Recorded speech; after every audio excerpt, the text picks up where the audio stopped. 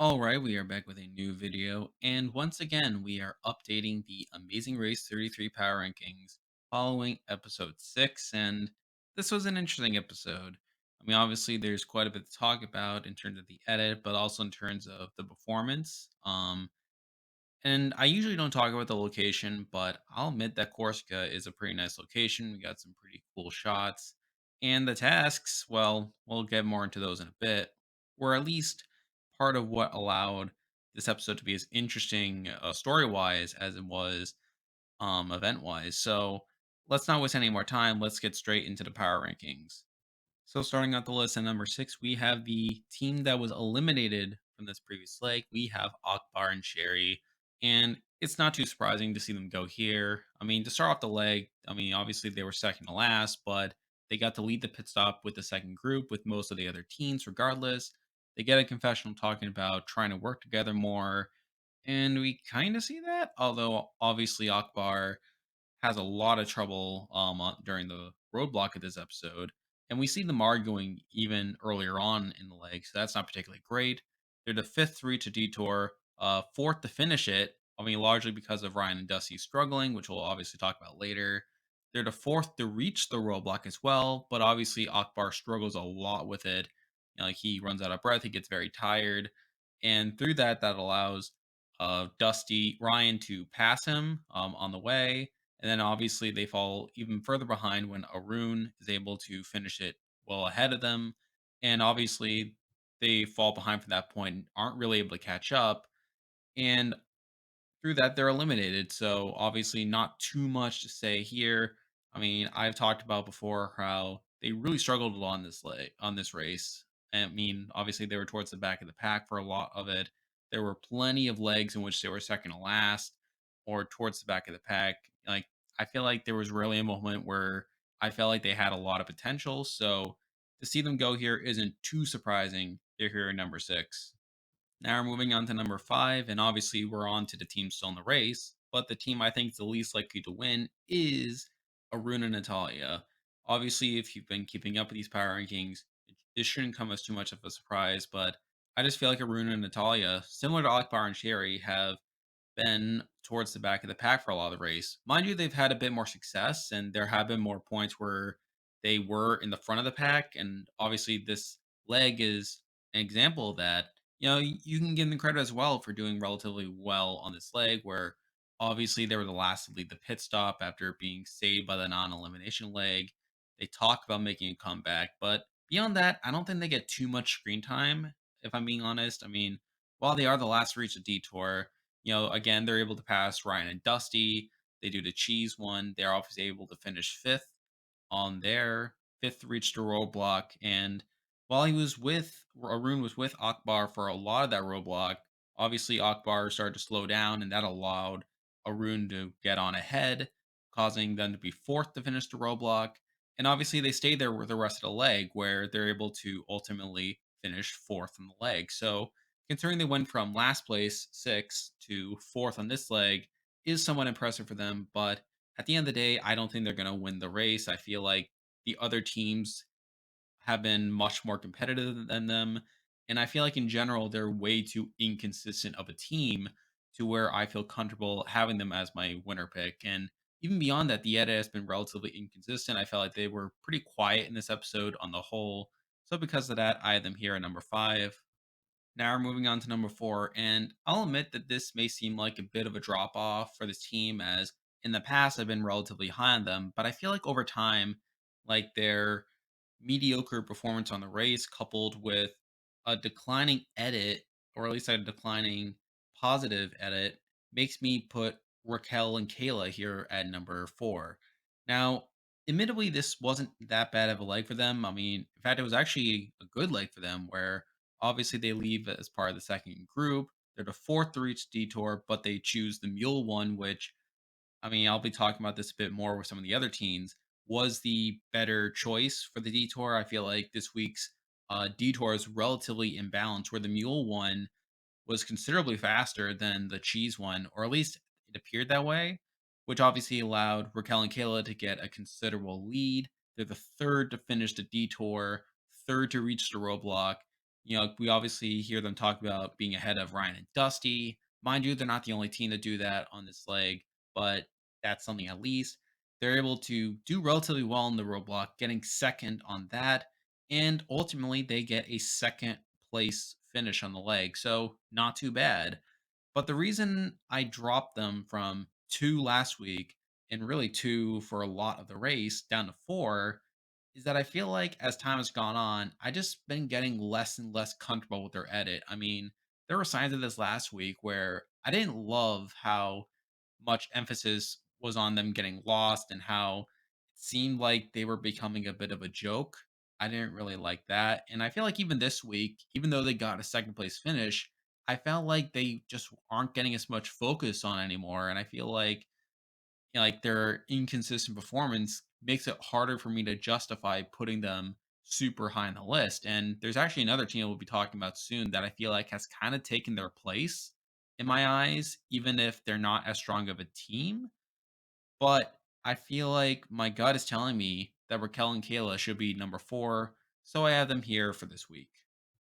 Now we're moving on to number three. And here's a team that I've moved a bit up on, not in terms of their performance on the race, but more so how they've been presented in the edit. And here we have Kim and Penn. Now, I've always stood by the fact that they are the second best team from a race standpoint. And I feel like this was a great episode for them. Obviously, they won the leg this week. I mean, if we're going through the pure facts. I mean, they leave in the second group. They are the third to reach the detour. They choose the faster one, being the mule one.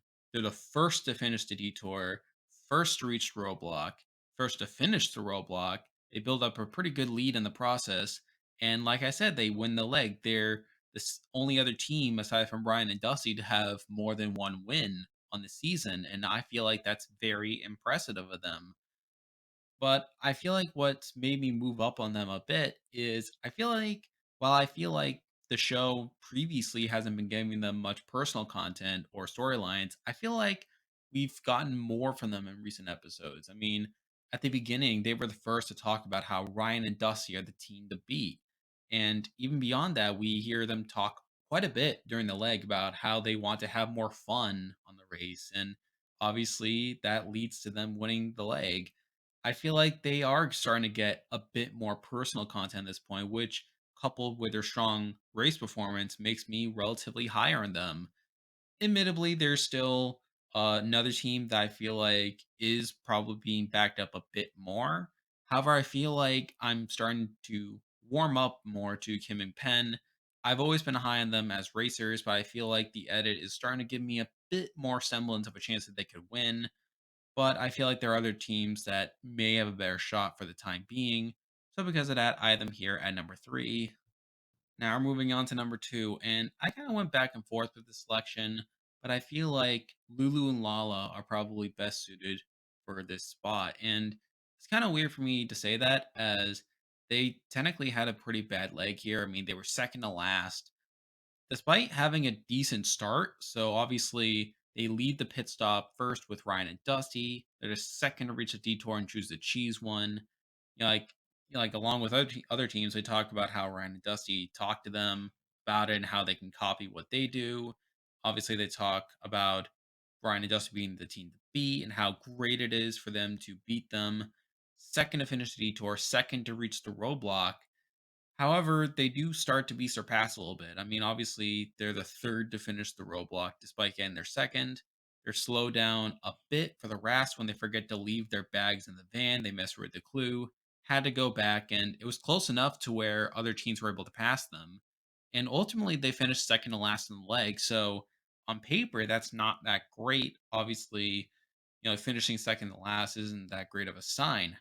However, and I've talked about this before with Raquel and Kayla, I feel like a big storyline that's been talked about is the idea that a female team should win. And obviously, before we've gotten that with Raquel and Kayla, but with them kind of falling off, I'm starting to feel like Lulu and Lala may start to take that spot a bit more. I mean, we've gotten more positivity from them since the break, where obviously they talked in two episodes in a row about their grandma passing away from COVID, but even beyond that, I feel like they've demonstrated themselves to be these rootable underdogs. And yes, while they had a pretty bad leg, I mean, it wasn't as if they were that far behind. It was more so one mistake coupled with the teams being relatively close that called them to fall far behind. However, I feel like that's something that's not as repeatable. I feel like they've become more consistent as the race has gone on, all things considered. And I wouldn't be surprised to see them in the final leg as well, to where they would be these underdogs, like I said. I mean, I think the main thing that's propelling them as well is the idea that Ryan and Dusty are this team to beat, and we'll talk about them more in a minute. I feel like if the edit is setting up Ryan and Dusty to lose at the end, that Lulu and Lala will be the most likely team to overtake them at the end. Maybe it'll be like both of them make it to the final leg, and Lulu and Lala are tasked with overtaking the giant. And obviously, that would be a pretty compelling storyline. And the fact that this episode focused so much on Ryan and Dusty being perceived as these big threats could lead to that storyline happening. But at the end of the day, I still feel like one other team has a better shot of winning than them. And because of that, I have them here at number two. And at number one, the team I think is the most likely to win Amazing Race 33 is Ryan and Dusty. Now, obviously, this episode was quite revealing about them as a team, some good, some bad. But obviously, to start off, they started off first on the leg. They let the pit stop first with Lulu and Lala. They get in confessional about them knowing there's a target on their back, sort of as a response to everyone else, talking about how they're the team to beat. They're the first to reach a detour, and obviously they choose the cheese detour. And we hear Dusty talk about how he knows how to make cheese, which prompts them to stick with that despite them struggling a lot. We see them reconsider switching detours, but obviously they spend a lot of time dedicated to trying to get this one right. And then obviously this is where they make their big mistake, where they struggle a lot on it to the point where they fall to last place. Like every other team passes them, and they get to talk their fair share about how Brian and Dusty are struggling for once, and how it feels great for them to like get ahead of them. And then obviously from there, we see them switch detours. Obviously, they're able to finish it relatively quickly. And then from there, they're able to get to the roadblock last. However, it's a very physical one. And obviously, it's already been established that Ryan and Dusty are a physical team. And through that, Ryan is able to overtake Akbar during the roadblock, causing him to be fifth to finish the roadblock. And then on their way to the raft test, they talk a lot about their dad who passed away during the break. It's not particularly great that we're only hearing about that now, but I feel like if it were to happen in an episode like this, it would be somewhat reassuring. And then obviously during the raft test, they overtake both Lulu and Lala and Arun and Natalia. And obviously they're able to get a third place finish, not that far behind Raquel and Cayla. So obviously they go from first to last to third, obviously a pretty big shift for them. And obviously, like I said, this episode taught us a lot about them as a team. Obviously, they made a pretty big mistake by choosing the wrong detour, but we saw just how great they are physically and that they're able to recover from that, and not just recover from that, but still get a relatively decent spot at the end of the day. However, I will acknowledge that some of that is due to how this particular leg was structured. I mean, I feel like this leg was very much weighted towards the physical side of things, especially that roadblock, and even more so with, like the raft task at the end. Like it wasn't just they had to drive to the pit stop, like they had to inflate this raft and then like row it upstream, which obviously requires some level of strength to do. I feel like this leg definitely catered more towards Ryan and Dusty's wheelhouse, to where it sort of allowed them to recover from their mistake more easily. Whereas if this were a different leg that maybe had the detour second, or even a roadblock that was more mental, or didn't allow as many opportunities for a team like them to catch up, then they might have been in a lot more danger. So while I think it's impressive that they were able to come back, I'll admit that it's probably not as impressive as the show made it out to be. I think they got very lucky with the leg that they were handed, to which they were allowed to come back. And then the other side of it is obviously we get a lot of talk about how Ryan and Dusty are the team to beat. Now, I kind of went back and forth on how much of this was simply episodic, like to account for the fact that this is an episode where Ryan and Dusty struggle a lot. But we also know that Ryan and Dusty have been this dominant team throughout the race. And obviously, with them getting the edit that they did, yes, there was some positivity involved where obviously we got to see them talk about their dad. They got a pretty heroic edit as we saw them make their comeback. And obviously, it was a pretty emotional finish as well. However, the fact I will consider the fact that there was talk about them being this giant sort of a knock. And honestly, I feel like after this episode, I can see a world where they lose this race. I could see them getting to the final leg, but then ultimately being taken out either by an underdog like Lulu and Lala or a team that's been less prone to make big mistakes like Kim and Penn. So I do feel like while they're still number one for me, they're probably less of a secure pick at this point, and I could actually see a world where they move down in this power ranking a bit. However, at the end of the day, the reason I still have them at number one is that I feel like while this was not the best leg for them and probably introduced some warning signs that could come back to really hurt them later on the race, they still had the best track record out of any team, and I feel like there's still enough there to where a win could be warranted. They still have the storyline of Ryan being in prison for 10 years, and obviously the dad situation could be brought up moving forward. There's still stuff for them to be gathered, for them to put together a winner story for them, even if they are this dominant team. However, we've obviously seen in the past how dominant teams can still lose at the very end.